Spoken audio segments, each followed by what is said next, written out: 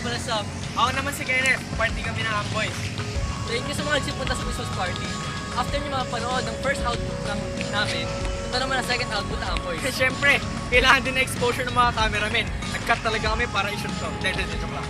So after ng walang kasawa-sawang car show happy, After ng buwis-buhay na pagkukumute at meetups, eto na. Eto na talaga. Ate Ann, panoorin mo to.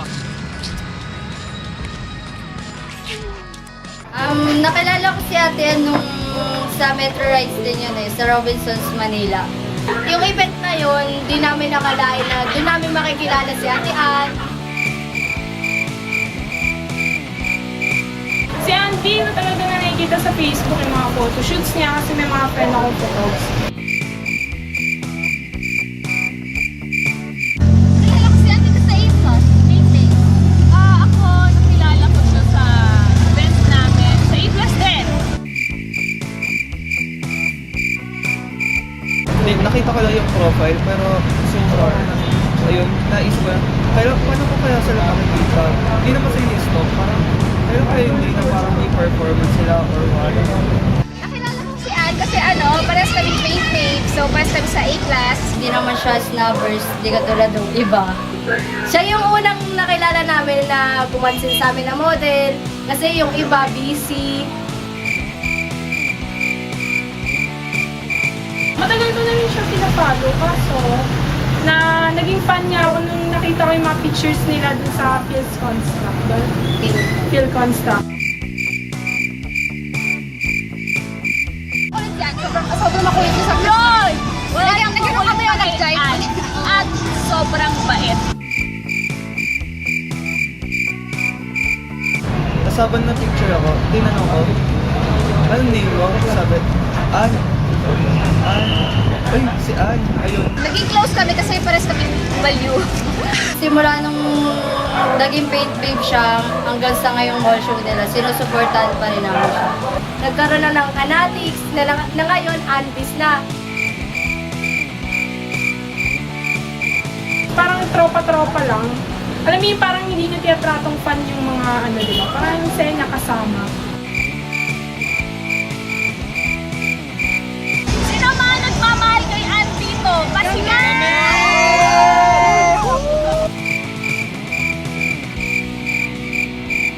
Ang unique sa kanya ay simple lang siya.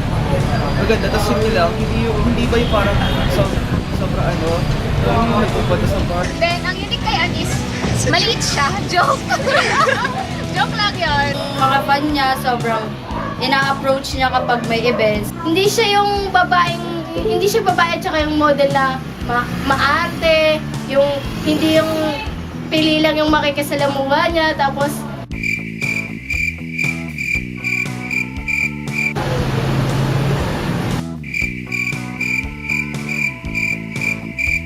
Mahal kitaan. Sana tayo na lang. joke lang! Ako, Ann, sabi ko sa'yo, I love you so much. Pag fan ka niya, talagang i-approach ka niya. Hindi siya masungit, hindi siya maldita, yun lang. Mga ka-group namin sa Anlis. Ayan, panatili kayo mabait. Walang team OP. Lahat tayo magkakasama as one. And love na love kita, and sobrang pretty mo, and sobrang hot mo. Ikaw na, the best ka. I love you. The best YouTube sensation ko na nakilala ko. Ayun, nakilala ko si Ate Ann kasi once nanood ako ng Flip Top Battle tapos na-shoutout yung name niya. Tapos na-curious ako sino yun. Then I search her name sa Google tapos lumabas yung mga edits sa YouTube, tapos mga pictures sa gallery. Yun, naging fan ko yun. ako nakilala ko sila sa pero sisimulan din siya kilala kasi nag-housemate ko as sa amin so ayun nakita sa Facebook yung mga nila yung mga vlog kung ganda to alam ko tapos yun so nakita ko sa Mateo hindi ko sa Facebook iba ko may mga Okay. ako nakilala ko sa Facebook yun sa'yo nakilala ko na YouTuber din sa Flip Top tapos pinapahin ko yung mga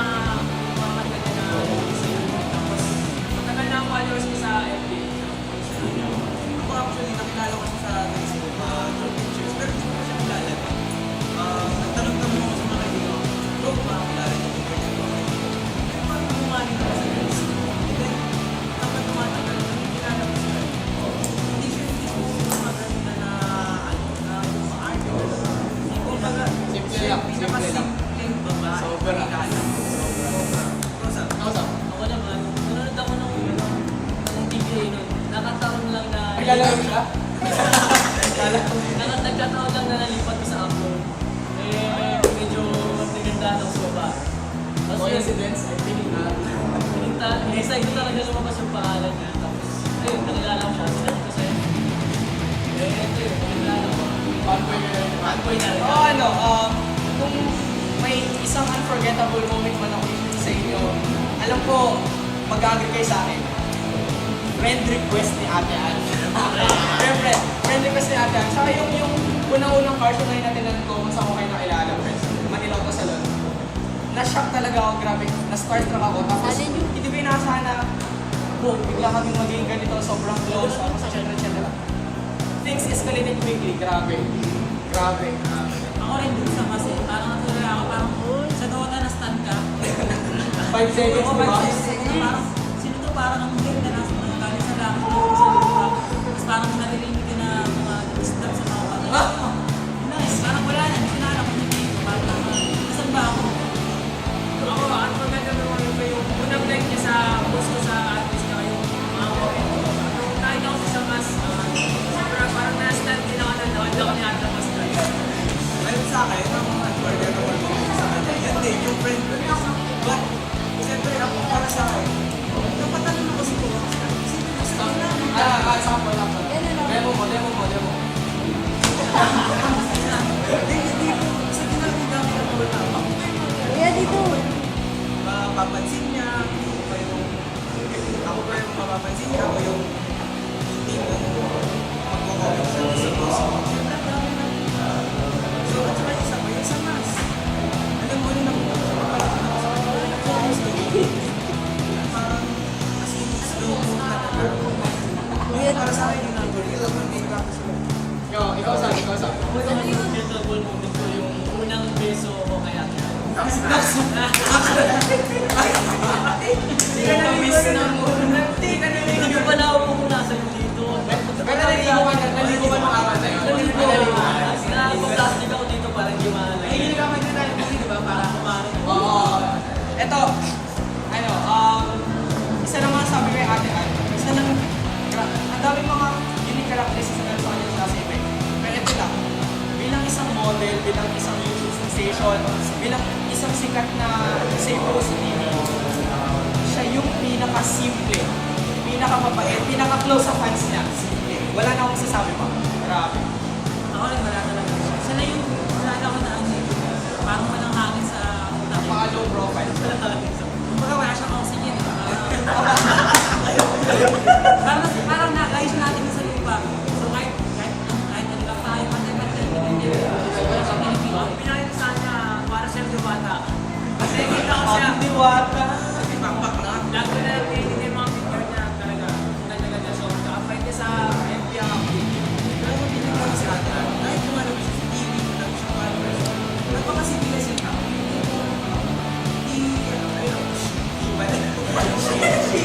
Sorry, Ate Ann. Yung tipong kaya niya mag-isa lang naman sa atin as a normal person. At hindi sa parang kaiba. Parang kaiba. Ako yung unique talaga sa kanya. Rest mo yung isip natin, yung talagang kahit sino tayo, nakakapansin niya tayo. Tsaka yung yung nagamitin pa kanya siya para sa kapag-comment siya sa group, yung nakapag-post siya, yung mention niya tayo, yung mga ganun. Ate Ann, behalf of Amboys, isa lang masasabi namin. Wala kami kung wala ka.